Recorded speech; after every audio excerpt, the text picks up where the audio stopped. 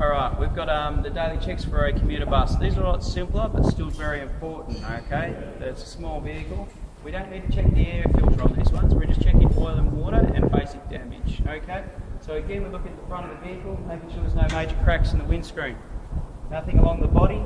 We move down this vehicle, tight, nice, hard tyres, good tread, no damage along the side, okay? Again, nice tyre, hard tyre and good tread.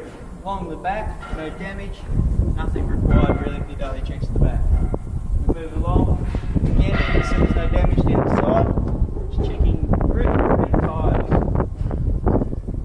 Grip and tyre, everything's good. Now for your daily checks, it is better to stand into the side here. Okay, get rid of get your seatbelt out of the way. Now what you do, if you've got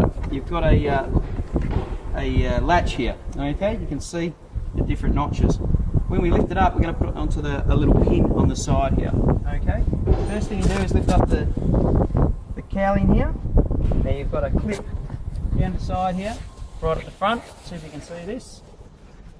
That clip there, that needs to flick and come undone. That lifts this hood up. Then you've got another little switch down here. Now you see the yellow tab? That just pushes like that and it unclips the seat. Make sure you've got nothing on your seats and you lift the seat up.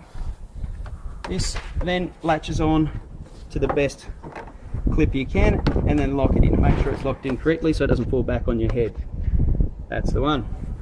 Okay, so as you can see the motor, right? What we've got is we've got oil here with the yellow dipstick. We're checking that. And we've also got the radiator, where the radiator cap is. We'll go on to that next. So we'll check the oil first. So we'll just grab a rag again. We're pulling the dipstick out. Wipe the dipstick. Again, we've got a low and we've got a high.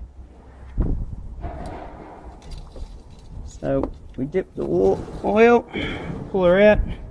Just checking it's halfway in between, that's fine. And then we just stick back in, make sure the dipstick's all the way down and it's nice and hard, otherwise it'll start slipping. Okay, with these vehicles it's a bit hard to get to your belt, so you just wrap your finger in around the side there and I can feel that tension on that belt. Feels good, doesn't look like there's any damage. We're looking for oil and water leaks again on the motor, and as you can see we can't see any. Okay, so once we've checked the oil in here, we know there's no oil or water leaks. That's all we need to do under here. So again, we want to put this down, just checking that seal that runs along there, and that stops the dust coming into the motor, into the cabin. So we just unhook what your latch here. So we're taking that latch off. Let the seat come down, and you should hear a click where it locks in. Try to lift it up again, and it won't come up. That's locked that locking mechanism. Make sure you remember to put the other latch on. Okay, it's just a normal latch. We've put it over the thing there and then lock it down. That's a safety latch. Okay, so inside the motor is done. We then close the door. We move back around to the driver's compartment. Now we've still got the water to go. You'll see there's next to your fuel, there's a latch. You just lift that and that lifts the front bonnet. Access to the front. There's another little safety latch under here, you can find it, allows you to lift the bonnet. Okay, you'll have a little bonnet holder here somewhere, just over on the far right. We just lift this up and put it in here. There we go, and that just holds your bonnet up. Okay, now you've got your coolant level here and your washer bottle. So maybe just top up your washer bottle if it needs it. This is your coolant level, what they call a header tank.